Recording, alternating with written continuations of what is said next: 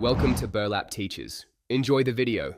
You start by gathering what you need: the Windows 10 ISO and a USB drive 8 GB or larger. Plug the USB in and back up any files on it. You will erase the drive.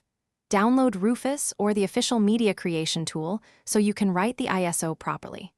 Once done, verify the ISO file size looks correct and your internet download completed without errors. Make sure to run the tool as administrator so it can format and write to the USB correctly. Now you create the bootable USB using your chosen tool.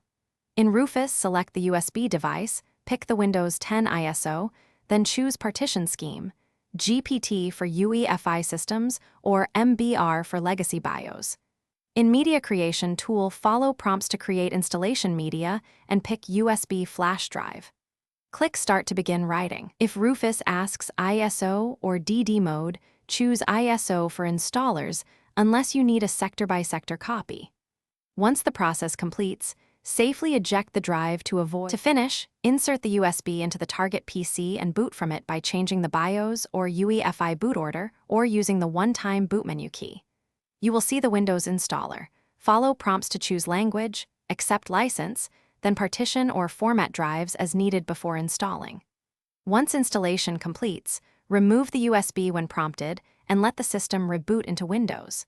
If the PC doesn't boot from USB, try another USB port, remake the media, or toggle UE.